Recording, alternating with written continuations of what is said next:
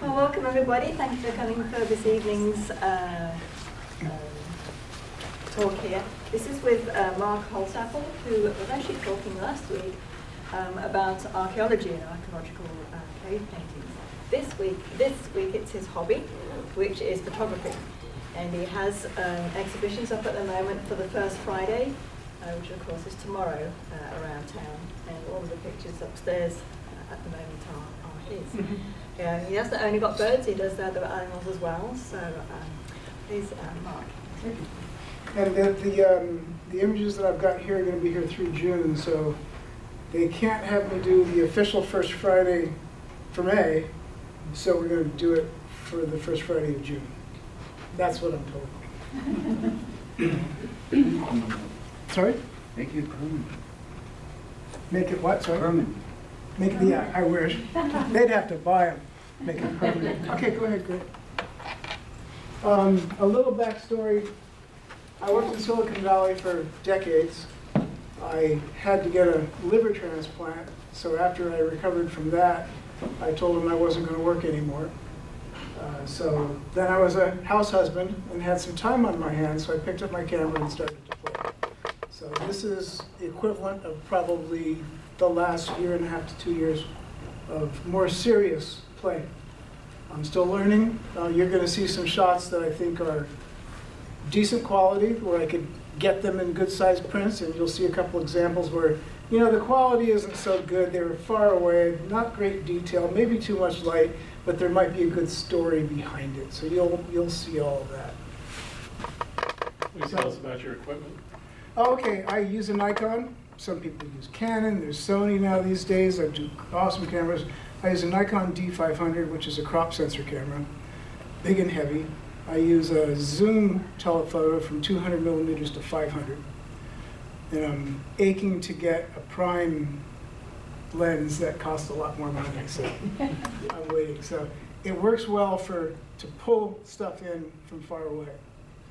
And I'm new to this. Do you use a tripod or? I typically handhold. When I shoot birds, when they're still, I can slow down the shutter speed, but still handhold. And use a tripod if I want to. For instance, the hummingbird there, that's really low light. It's on a tripod. But the birds in flight, I'll shoot at 1/2000th, 1/2500th of a second. So do I need a tripod when it's shooting it that fast? Not really. I can handhold it and do fine. You do digital, not film, is that right? Digital, yes. If I was using film, I would have been broke 2 years ago. One last thing, I just went to Costa Rica and I had a new camera. I'd never used a digital camera before. And I found that sometimes the bird I was looking at wasn't as in focus as like the tree next to it. Yeah, that's the autofocus on your camera. Yeah, so, and I know it has sort of like an X or something, with a bunch of things. Do you just do a spot focus or something? I do. There's spot, there's group, there's different types of focus depending on, like a landscape, you might go for a wider group. For a spot, something like that, for birds, typically I aim for the eye. Do I always hit it? Not always. I won't tell you how many pictures I've deleted over time. Thank you. Okay, let's get this to work. Can we turn out the lights? We're getting a reflection on the screen. Yeah. Amy, hold on a second. That's okay, I don't need it. What's happening? It's not. It's not going. Oh, okay, here. IT support. Such as it is. Might not be. I don't know. There we go. Okay. I'm going to focus on the sky. I started shooting landscapes after my medical procedure. I realized I was having a lot of fun with the camera. I started on Big Sur taking some landscapes, and then one day a bird flew by and I tried to catch it, and I kind of got hooked rather quickly on birds in flight as a challenge to try to catch them, because when they're going by, you don't typically get to see each stage of that flight and what those individual feathers are doing. that's what I wanted to try to challenge myself to get. So this is an example of a bald eagle that is over in Milpitas. It's a nesting pair with 2 babies. At this point in time, he's dragging in grass to build the nest, sitting in a small redwood tree in front of an elementary school in suburban Milpitas. Right. During the week, everybody crosses the street and shoots at the tree. During the weekend, they actually go on the property because the kids aren't there, and they can get a clear shot into the nest. The first one is this guy over here. Again, that was up at the Arboretum in UCSC. That's an Allen's hummingbird. You'll please notice here the resolution of it kind of blows out some of the noise in here and a little of the white in here. So the print looks a lot better. But here's the screen. So Allen's hummingbirds, they come into our area in the summer, and they head back south into Southern Cal and Mexico in the winter. The normal bird that comes here is an Anna's hummingbird, and you'll see that in a second. And when you shoot something like that, do you do a burst of shots or? Typically, yes, I'll do a burst. But if he's sitting still, I could put it on a slow burst. If I want to shoot 10 frames a second, it's when something's flying and I'm trying to get just the right angle. The more I shoot, the better chance I've got for catching something nice. But when they're still, you could take single shot or a slow burst. These guys are just gorgeous. These plates, if he shifted 1 degree to the left or right, they might turn black. Right? It's just refraction from the sun. Another view, same guy, just a different. The birds have habits like we do. He always comes back to this branch. So once I see a bird, I can just set up and I know he's going to be back in a few minutes. I can stay there all day if I wanted to because he'll come back. It's more a matter of the time of day. You don't want to go when the sun is right over your head. It washes up, colors out. Just different views. Beautiful bird. This is also an Allen's hummingbird. This guy is stretching his wings back. My wife always says it looks like he's upside down. Yeah. This is also an Allen's. He was staring straight at me, and yet again his wings are straight back and he's stretching. It's like a jet fighter. Yeah. This is an Anna's hummingbird. This is the common variety that's here all year. There's many, many variations of hummingbirds. You get down into Costa Rica, that area, there's amazing colored varieties. Male or female? This one, those are both males. Because of the red, the gorget. Mm-hmm. Females wouldn't have that. This one is right here. It is a leucistic Anna's hummingbird, like this last one I just showed you here. It's the same variety. It's a male. It's got the gorget in here, but all of its feathers are white. It's not albino. It's a 1 in a million chance. He showed up last year at UCSC Arboretum. People came from around the world to see him because it's rare to see a leucistic bird, and even rare to see one that's all white versus part of it white. He lasted about a year and then got sick and died. Apparently the leucism trait also lowers their immune system, so they pick up stuff easily, and he didn't quite make it. But he was here for a year, blessing us with his presence. Do other birds have that trait also, leucistic? Yes. So it's There's white cross deer, species. there's white buffalo, just about any animal could pass that trait. It only happens every once in a while. This is also an Anna's, like this one, where the light is shifted, and you see how the gorget in his neck there is all this brilliant magenta. Whereas in the Allen's hummingbird, it's more yellows and oranges and greens. And a very different type. Yes. This one is called a Broadville Hummingbird. They're from Arizona and Mexico. He showed up in Santa Cruz. Nobody knew why. He showed up in a woman's backyard. She let the birders in the county know, and next thing you knew, everybody was in her backyard. She said, come on in. He said, no, probably not going to stay. He lasted 2 weeks, and he moved on. Ooh.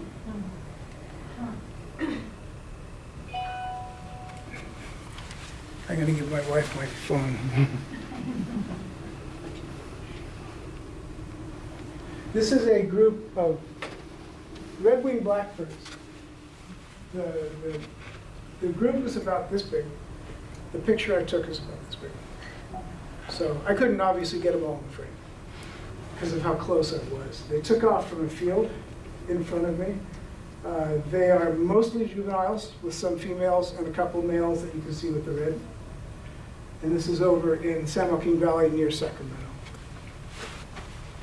Just beautiful. And again, if you have any questions, just let me know. This is what's called a black-necked stilt. It's a bird with the longest legs. It always stays in the shallow water. It gets little bugs. It just roots down into the bottom of the water and picks up these little bugs or stuff that's on the surface and feeds on that. Where did you take this one? This is in Milpitas in the East Bay Wildlife Preserve. What time of day? This one is probably 10 o'clock in the morning. The light's starting to climb. I would have preferred dawn, but instead I was overlooking at the eagles at dawn, so I made it over here a couple hours later. This is the same type of bird. This is over in Merced. There's a wildlife refuge over there. It's dry during the summer. There's nothing there, but in the winter they flood it. And all the migrating birds come down from Canada. You'll see some more as I go through. I caught this one with the two of them coming close to each other. So what I tried to get here was a double mirror. So this guy mirroring himself, this guy mirroring this one, and they're both in the same stance with their feet. It's cool composition. Thank you. This is just a side-by-side, just different stances they take. This guy is actually picked up. He's just preening himself, but this one's picked up a tiny little bug. That's a lot of tiny little bugs in the course of a day. This is a seagull. He was squawked on the edge of a cliff, and he looked over at me at one point in time, and I don't know what he was saying, but it probably wasn't very nice. This is again, you can see it's a little bit blown out. This is about a 5-hour-old snowy plover. They're endangered. There's only about 5,000 left on the whole California coast. I was with a biologist who was tagging the new chicks, and he had been there the night before. The eggs hadn't hatched. We went there at 7:30 in the morning, and the baby was there. The egg tube is still attached. Mark, do you remember the Pixar cartoon of that little bird? Yeah, isn't that adorable? It probably was one of these guys. Right. Can I tell a story about the snowy plovers that I don't know if everybody is familiar ahead. with? So you see the picture that looks like kind of a normal sized bird, like it might fit in your hand. So our friend, the avian biologist in the tagging process, Mark, also took a little bit of video. And when I saw it for the first time, I'm thinking, okay, it's like normal sized baby bird. And in the video, all of a sudden you see our friend's hand come down to pick up the bird. The bird is about this big. It's It's a tiny tiny, little thing. tiny. And they're so small that he couldn't band all of them because they were too small. He couldn't get the band to stay on the leg. And I asked him, well, don't you have to? He says, no, I'll let it go. Getting a little bit bigger. This is down along Sunset State Beach, South County. And this is a sanderling. You know, there's sandpipers, there's sanderlings, there's a variety of other birds. I don't even remember all their names. But these are the little ones that will travel in a pack of about 200 or 300, And they'll rush in when the water goes out and pick them when the tide comes back. When the water rushes back in, they run like heck out of the water. Back and forth, back and forth. So I approached them lying down on my belly and slowly inching forward until I was about 8 to 10 feet from them with my telephoto lens. So I was able to get a close-up, and I stood long enough and still enough that they knew I was there. They always know you're there before you know they're there. And they didn't mind. So I took a few of them. Here they're running from the wave that came in, up the little hill. And as soon as they get top of the little hill, in my view, they stopped. And you can see something interesting. A couple are running on their both feet. This guy's running on 1 foot. It doesn't mean he's got 1 foot. They all had 2 feet, but over half of them were running on 1 foot. I can't explain why.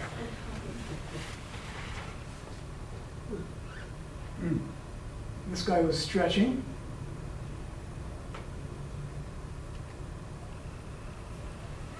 Just a couple more, just waiting for a little bit. The green that you see here in the background is a wave that's about to break. So it's coming up almost on its breaking point.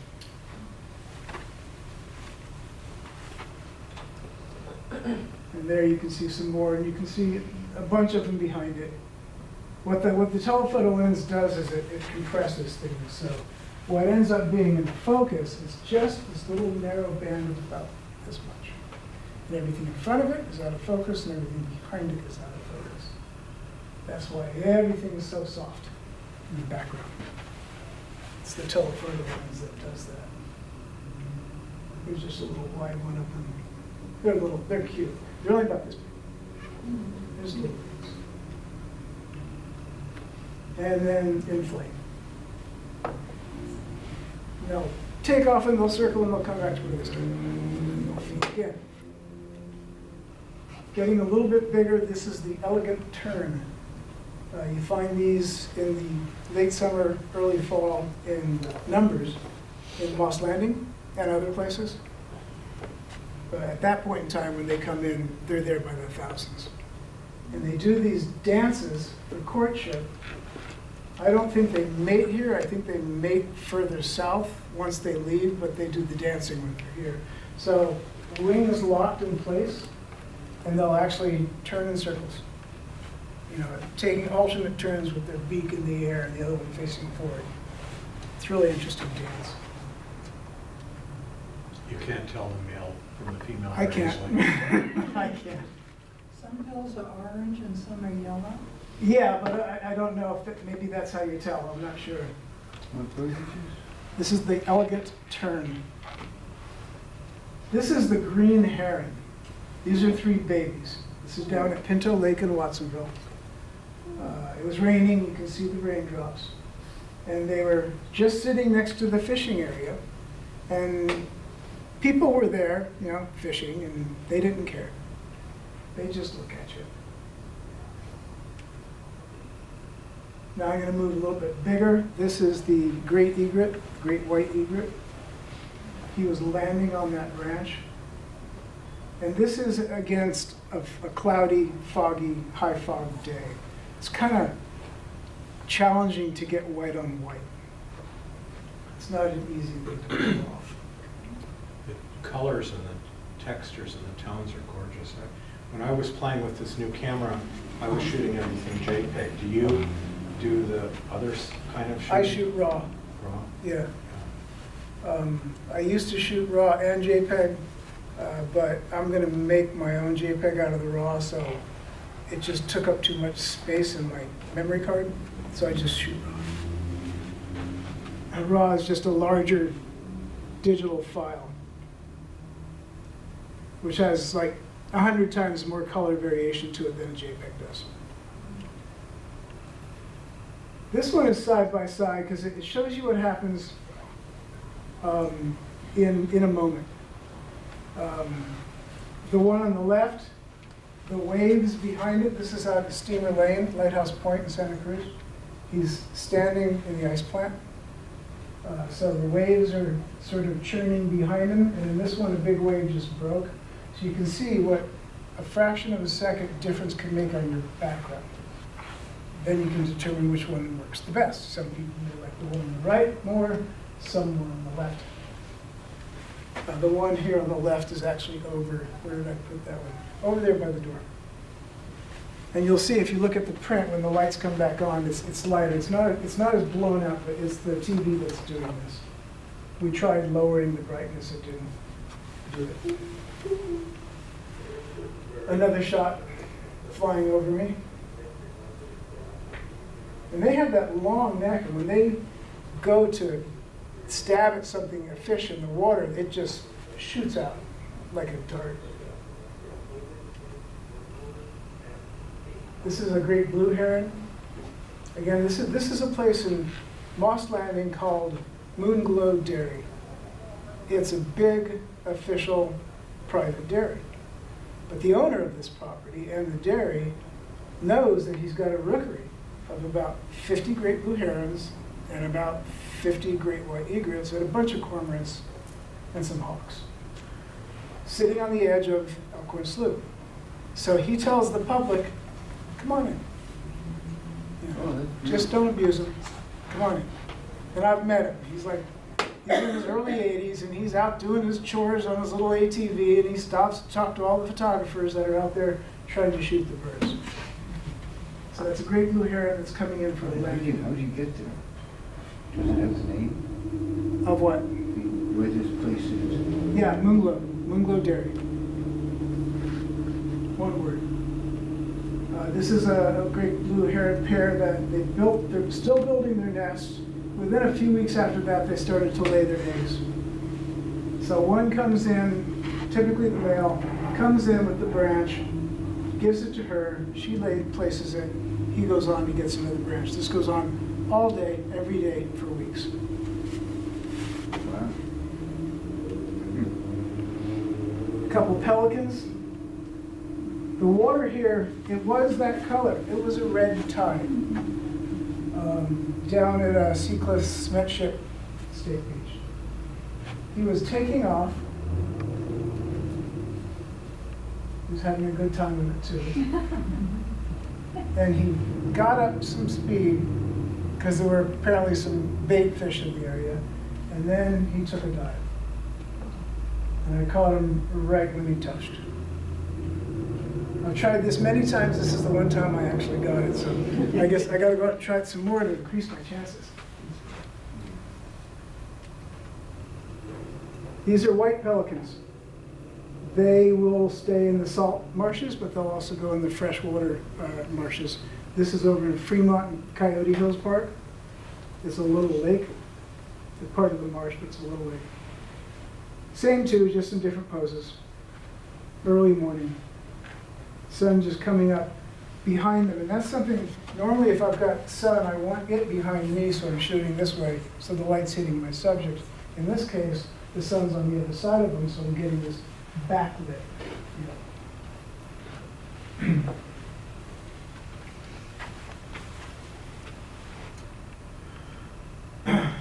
Getting even bigger. This is the Sandhill Crane. I don't know how many of you are familiar with the Sandhill Crane. They spend their summers up in Alaska and Canada. They come down around mid-October into California, into New Mexico, into Utah, into Nebraska, a couple other states, into Texas, and they spend their winter down here.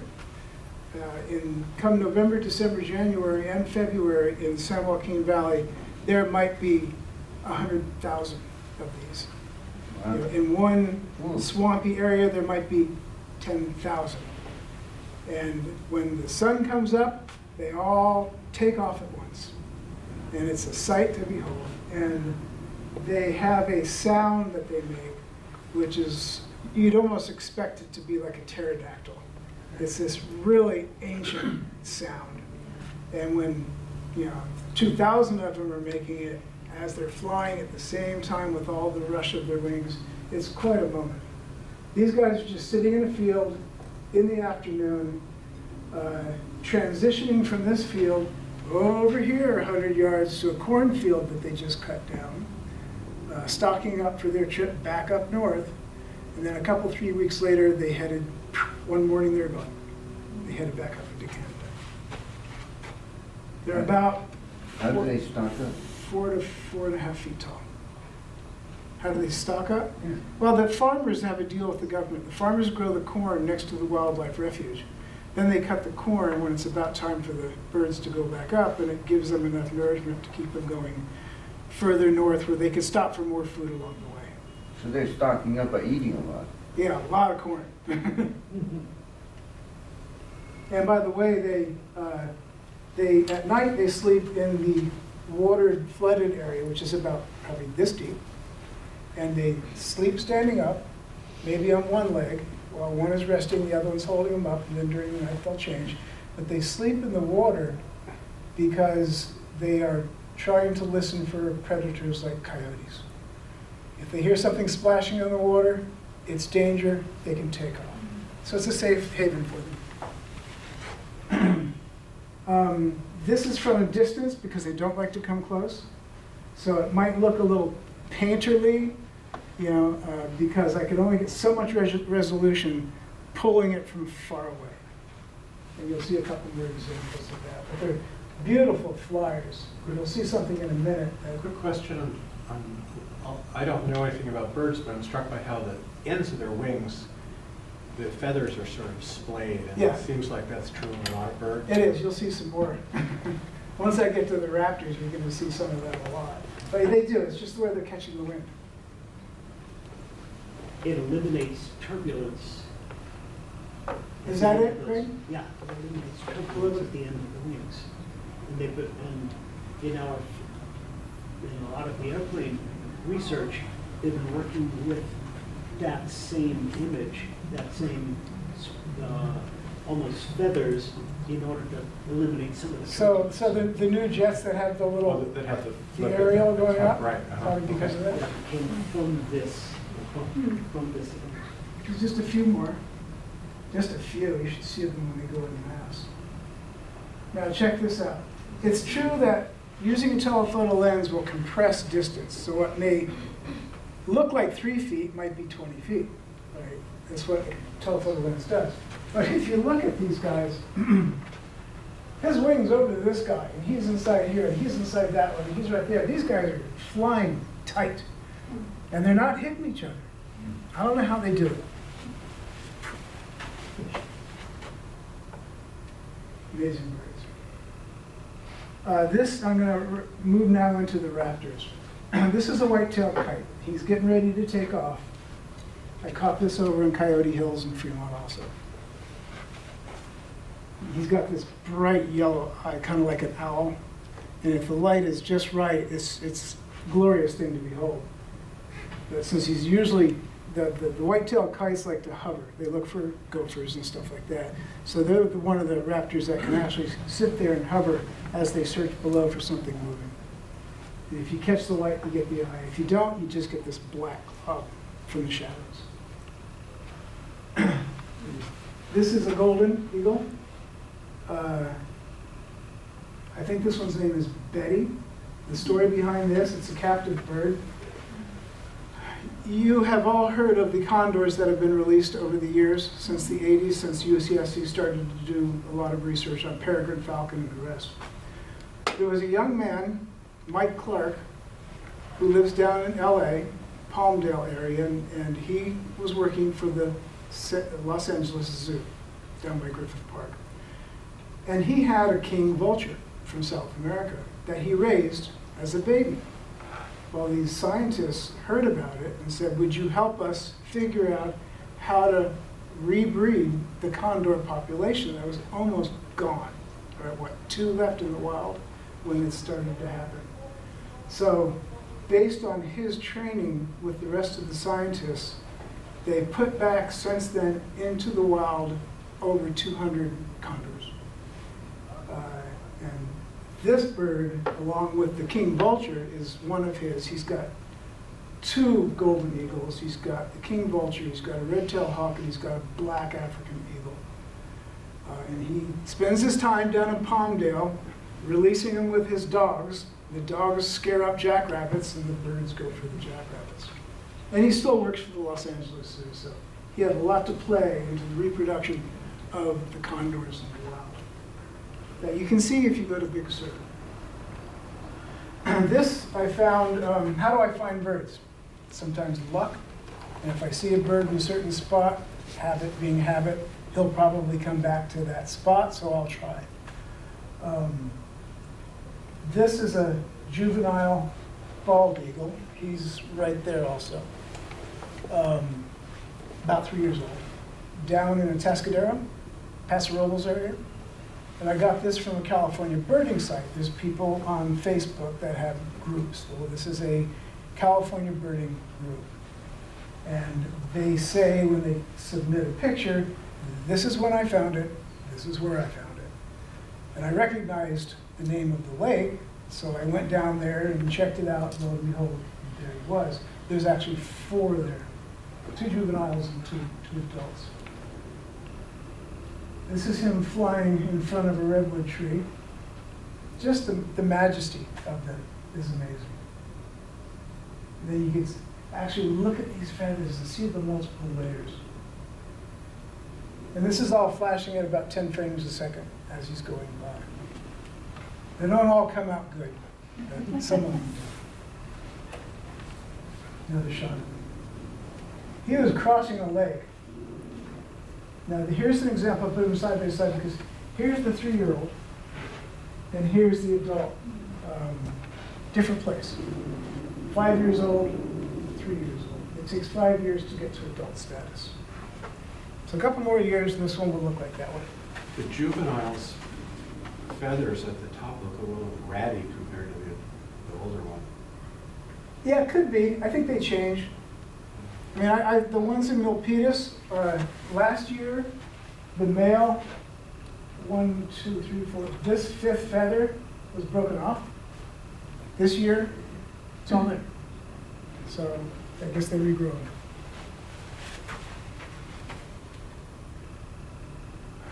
A bald, this one is over in Milpitas, not the same place, not the same pair, but over in the hills behind Milpitas, there's a small lake and he likes to fish there. This is the same juvenile that he's crossed the lake and he's starting to make a turn, looking for fish surfacing at the lake below.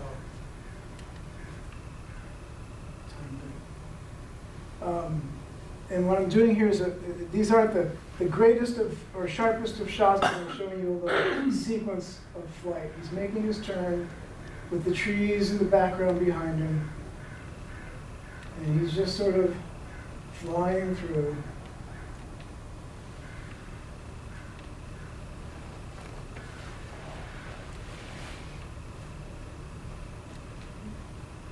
Then he comes down onto the lake looking for something on the lake.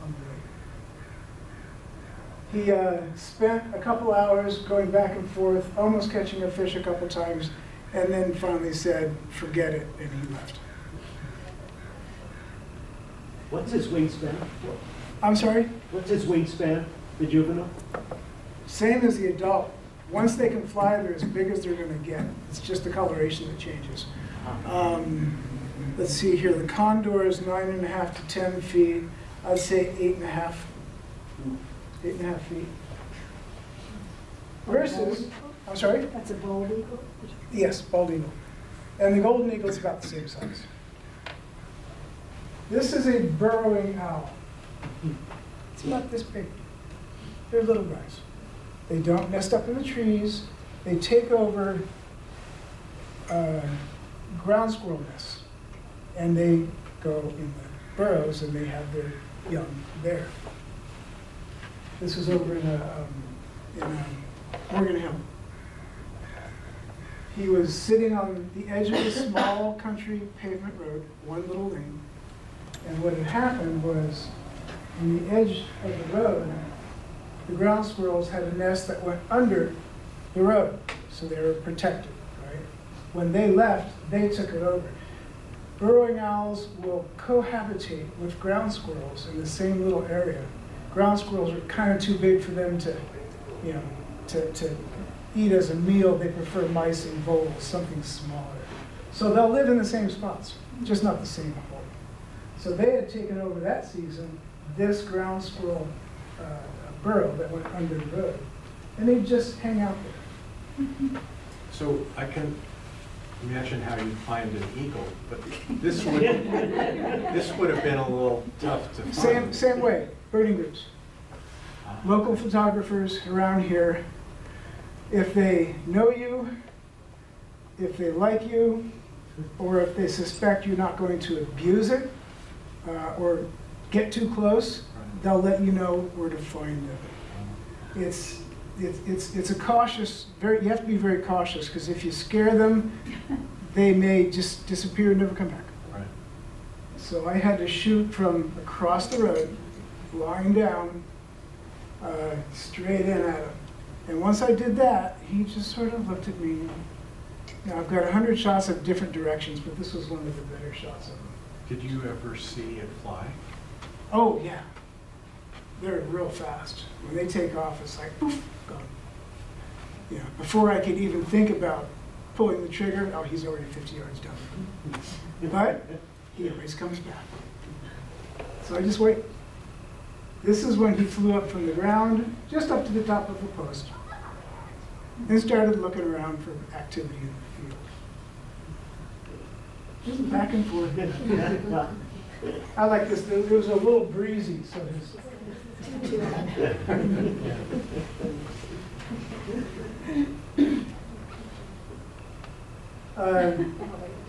A long distance away, so not a great shot as far as detail. Another burrowing owl on a little country road up in, actually, Swanton Road, north of us. As you just turn on the Swanton Road and climbing the hill, he was sitting in the middle of the road staring at me. I was down on Highway 1. And he lasted all of about 5 seconds and off he went. I wasn't anywhere close to him. I wish I was. The detail would have been better. But That's pretty good for 5 seconds. yeah, I know. He gave me a chance to shoot. You know. Now I'm going to move into some of the 3 little great horned owl babies. Babies as in owlets. They're old enough to fly. They're old enough to hunt. The previous day, I'd gone there for a couple of months, but when I first found them, I had gone on this website, and I found a mention of burrowing owl, or excuse me, great horned owl babies at Pinto Lake, the back of Pinto Lake. So I went looking to see if there was any description by someone on where they found it. I mean, there's a lot of country to travel in the back of Pinto Lake.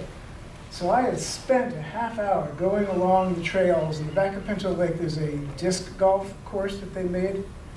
So I was following all the trails around there, and I came almost all the way back to my truck after about a mile of walking.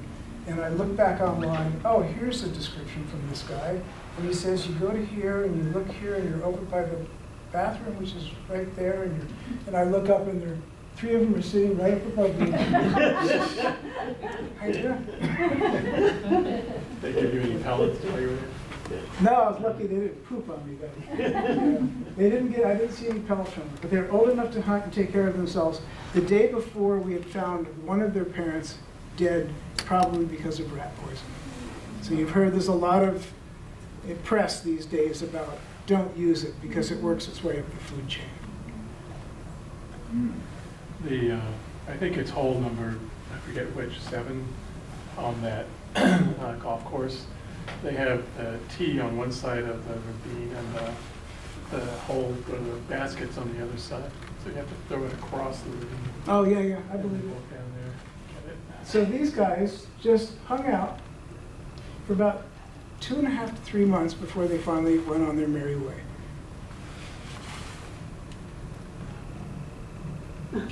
This is cute because it looks like a yawn, but they're doing it all the time. I think they were stretching their muscles. They were doing it. It has a name, but I forgot what the name was.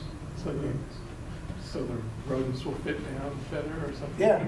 Boy, and when they're working on a rodent, they're not so cute when they're working on a rodent. They tear them to shreds. I love the way this guy was looking at me. So did he turn his head around? Yeah. Okay. He had been facing the opposite direction, and he just sort of turned, just watched me for a minute. They all, again, all these birds, they know you're coming way before you know they're there. When they're adults, they probably wouldn't be this generous with their time. This is all morning. Sometimes they'd be there until the afternoon. Other days, you wouldn't see them at all. Are the birds grooming each other? They are. And they're very tender with each other. And they're very loving. And they play. You'll see a couple more shots. They're grooming each other. But I love the look on their face. So this guy is playing with his sibling, pulling, grooming it or pulling it or whatever, and he's just, get off. So this guy decides to fly off this branch to get away from his sibling, and he got caught. I'm sitting there watching him, and I realized that his legs are trying to reach out and grab something, and his wings are the only thing holding him there. He's caught by his wings. He finally was able to get this claw in here enough to lift himself up. But it was funny. It took him about 7 seconds to get a hold of something. He was very embarrassed. What time of year was this? This time last year. This time last year. Haven't gone back down to see if they did it again.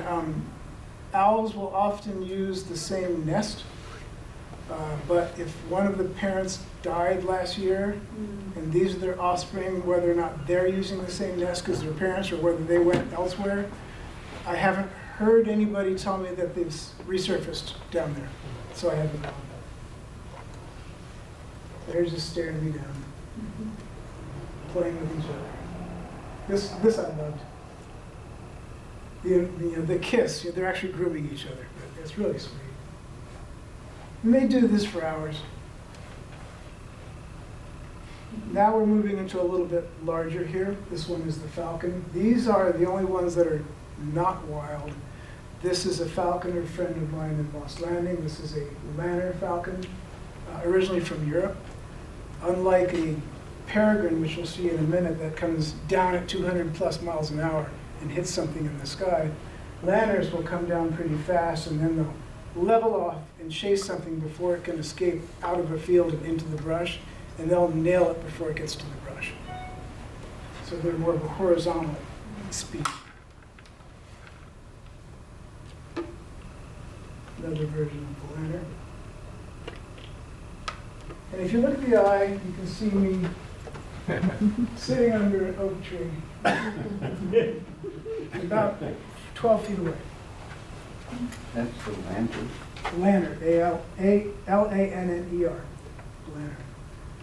And then you move to the peregrine. This is also a captive bird. This one's name is Bengal.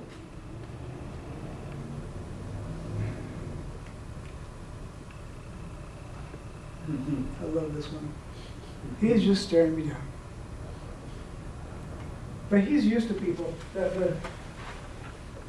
The owner and his girlfriend. The girlfriend was videotaping.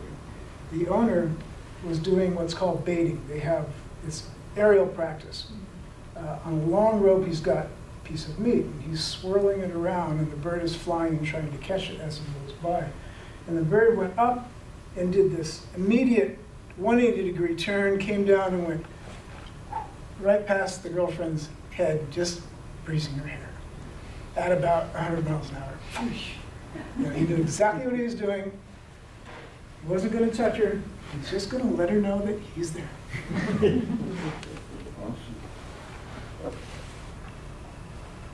I'm going to go to the sea now. We got a few shots of the sea, mammals, etc. This one my wife loves. I like it too. This is down in Moss Landing Harbor. It's a sea otter. They like to wrap themselves up. In this case, he's wrapped up in a little seaweed. They'll sleep at night. They'll wrap themselves up in kelp, out in the kelp beds, and that holds them in position. And since they're in the middle of the kelp, where the sharks don't like to go, they're also kind of protected from the sharks while they sleep at night. He's just, sorry, the colors in the background are the boats. right behind him. So you didn't Photoshop this? Harbor seal, Elkhorn Slough.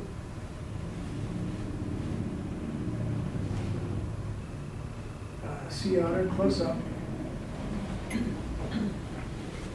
They just stare at you. If they feel like it. If they don't, then they dive and go elsewhere. This little guy was down at Moss Landing Harbor. When you go out towards Phil's restaurant, if you're familiar with the area, there's a little now otter walkway and a sign that says "Beware of otters crossing the road." This one's mate last year, Mr. Enchilada, was killed walking across the road and was hit by a car. That's why they've got this speed bump now with a big sign saying, "Slow down." So this is the mate. And just in still waters. Now I'm going to move to some whales. This is the humpback. He's going away. He's going into a dive, and a minute later, if I was lucky, his tail would go up, right? Sometimes they do that, sometimes they just sort of dive and you don't see the tail. They're big. These guys are probably 50 feet long. So longer than this room, by about, this room I measured, it's about 40 feet, so 10 feet longer than this room. Are they as wide as this one too? Not quite, no. I'd say maybe from here, about here, a little bit less than half as wide. Now there's a tail.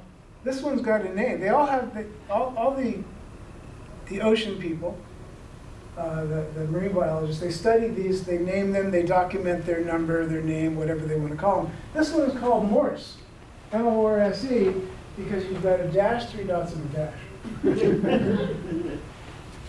Some of them have funny names, some of them just have a name of N25. But he was in a straight dive down, and I caught that. Those are cormorants. They were following him because he was feeding on anchovies or something, so they were following him. This I caught a week ago, Wednesday. This guy kayaks out of Moss Landing. This is against all rules. He waits because a lot of these humpbacks like to hang out in the first 2 miles of Moss Landing Harbor. They just play there. It's a few hundred feet deep. It's good enough for them. Food comes through, they hang out. He chases them, gets in line to where he knows they're going to go past him, and when they come, he tries to touch them. And in this case, he couldn't get close enough when it went past him, so he's scrambling to try to get close enough to touch the tail. Now, had that been a tail slap, which they do, it could have killed him. This was just a tail dive. It was coming up and doing this. Every law enforcement on the water has talked to this guy about doing this. He does it anyway. You're afraid he'll get hit by the slab? He could. Well, you're not supposed to go within a certain number of feet or. Yeah, the general rule is 50 to 100 yards. Yeah. But he ignores it. Maybe the Me Too movement will get him. I got the Sentinel to put this in their paper a few days ago. That was fun. Okay, this one. This is the blue whale. Now, I said that the humpback whale is about 50 feet long. The blue whale is 100 feet long. The record is 110 feet long. Basically, this room almost times 3. Right? It's the biggest thing in the world. Even You bigger. can see the skeleton, they have one. Yeah. This is huge. Yeah. This tail alone is 25 feet across. So if I do 10, 20, almost not quite the size of this width is the tail. They can eat like, I don't remember all the statistics, let's see here. Their dorsal, their fins are about 6 feet long versus the humpback is about 12 feet long fins. And where is this taken? I'm sorry? Where is This is all Monterey Bay. It's great whaling out in Monterey Bay. The statistic I was told about blue whales, they used to number in the hundreds of thousands worldwide. You find them in all the oceans. their numbers also, and they used to beat out the whaling boats because these guys can travel in a panic up to 50 miles an hour, and they're faster than the boats. But once they improved on the technology of the boats and its speed, they started to go after the blues. And those hundreds of thousands ended up down to a worldwide 1,000 whales. And now they're slowly, since '66 or the Whale Protection Acts, they're up to about 4,500 worldwide. So this one guy is telling us, okay, of all the whale watchers in the world, all the people that watch whales, 1% of them ever see one blue whale. We went out last summer to Monterey Bay, and the horizon was a line of 30-foot tall spouts from about 35 blue whales.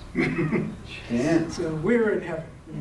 We're shooting, oh, there's one. Wait a minute, do I shoot him or do I shoot him? Or what about him over here? They were surrounding us, 100-foot blue whales. So what time of year was it? Let's say, September. And so that can be reproduced. Someone else can go out there and see these blue Oh, yeah. whales this year. They come every year. Monterey and 2 other places, I can't remember where the 2 other places in the world are. You can find them across all oceans, but they like 3 primary places in the world, and Monterey Bay is, I think, number 1 of those 3 places. Cool. So your chances are pretty good. But it's 25 feet long. This is not sharp as when I was focusing. The joke is you're trying to get this perfectly focused on the tail. Well, the water's doing this, the whale's doing this, the boat's doing this. Then I'm trying to hold still and fire off enough shots to get something clear. So I was probably off focus here. I was probably a foot or 2 off. So what was in focus was behind me. In front of him and him was out of focus. I just wanted to show you this just to get the feeling of sheer size. So is that at 1/2000th of a second? That's probably more like 1/2500th of a second. Yeah, it's fast. Fast. This is, okay, 100 feet long. This is the front, 20 feet, 10, 20, 25 feet. This is the blowhole. This is the nose. To the mouth here, 25 feet. You can't even see the dorsal fin back here. It's still underwater. That's another 35, 40 feet, and then another 30 feet behind that to get to the tail. So I had a telephoto lens. I couldn't get the whole thing in the frame. This is from a distance, so he was farther away. So there you can see the tail. Excuse me, the little dorsal fin. The tail's way back here, and you can't even see the blowhole. It's underwater with the mouth in front of it. It's a long beast. Now I'm going to move into the final ones, which are the orcas. We went out the other day. There's about 300 or so orcas. They call them transient orcas. They range between Washington State through California. Back and forth they're ranging. They don't stay in one spot. They're not a resident whale, they're a transit. They eat whales, they eat sea lions, they eat marine mammals. You go up into like the Puget Sound and up the Inland Passage of Canada, those are called residents. They live there. They only eat salmon. That's all they eat. They don't come down here. These guys had just killed, unfortunately, but you gotta eat, a baby gray whale calf.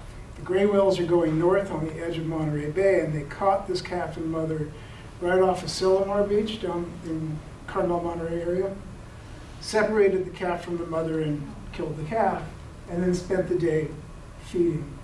So this was 2 of the 3 that were there feeding when we showed up. We went out whale watching. Charter fishermen said, hey, come out here, there's a kill site going on. And then here come all these boats. So we were hanging out there for about an hour, watching them slowly feed on, all you could see was the tail of the baby. Okay? The rest was underwater, but they were feeding on We take off, heading northwest towards Santa Cruz and deeper water over the Monterey Canyon to look for other whales. We'll come back, we say. We got 20 minutes, barely. And here comes this pod of 11 more orcas who, miles away, knew that kill site was happening. And they were making a beeline really fast straight for the kill site. So we just turned around and followed them all the way down. And they're all porpoising, they're all jumping and diving and jumping and diving. So 11 of them all together. Here is 1, 2, 3, 4, 5 that are not underwater. Difference is females, males. The males get mature, they go straight up, and this can be up to about 6 feet. These guys get to be about 30 feet, 25 to 30 feet. So 100 feet on the blues, 150 feet on the humpbacks, and about 25 to 30 feet on the killer whales, the orcas. And on this picture, like I think this last one, there was a notch at the back of the fin, so that's probably a bite mark from something. Or just a birthmark, like that one there, right? Yeah. I noticed that. This one's different, and more, there's one where there's 2. I don't think it's bite marks. It might just be like a signature. I mean, that's how I'd identify it, because it's not going to change. It's not going to heal over. This I like because they were in this unison of over and down. So you can get these 3 layers with one in the front, closer, and one behind. And they're going fast. I mean, I was trying to do it from a car perspective, 10 miles an hour. They were moving. We were trying to stay up with them. There's an orca tail. He was coming up, and then he was slapping down.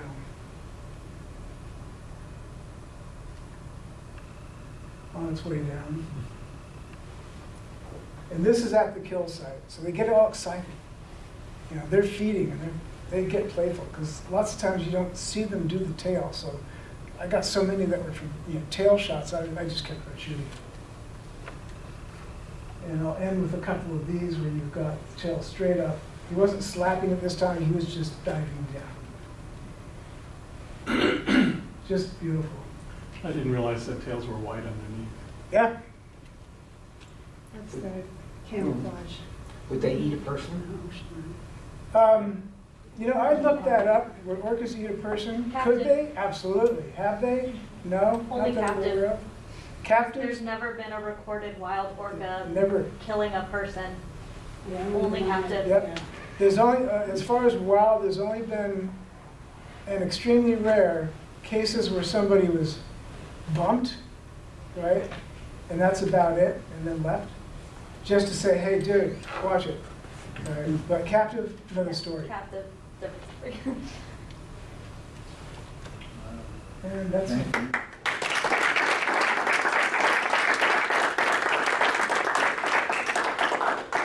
So we got time if anybody's got questions.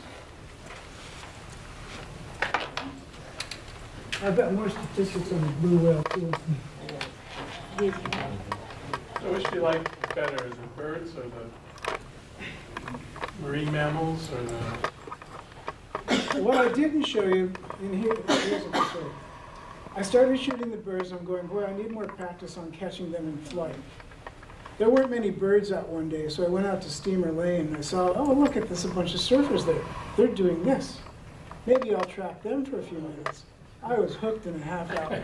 If you look at my Instagram site, you'll see 500 bird shots and you'll see 1,500 surfers. So I got into that.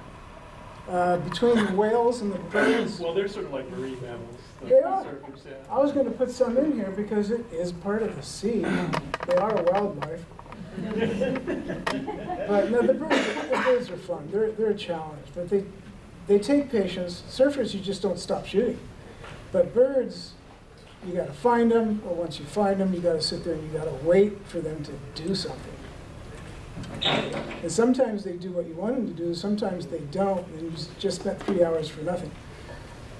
So it's more frustrating with birds, but when you get the right shot, it's very rewarding. Yeah, they look nice. Are those cards I see? Yes, there's some over there. Any other Do you have a questions? website with all these birds on it? I don't have a website yet. I have an Instagram site. I have 2. Okay. Mark, could you say something about how you got started on your doing this? card? Yes. Say something about how you got started doing photography. Was it something you done 20 years ago, and then you got I back played into with it, or- photography for a long time. Just played. Mostly landscapes, mountains and trees, and never really much in the way of animals. It was after my transplant, after my liver transplant. And I wasn't working now, and it dawned on me that I'm going to drive myself crazy if I don't do something. And I was helping my son move down to LA to go to college, and I was coming back on the Big Sur coast. And I had a camera, and I started taking pictures. And by the time I got home, I knew what I was going to do. It just happened that fast. How many pictures did you take When? on that first day? Probably 300. I could do that in half an hour now. I delete most of them.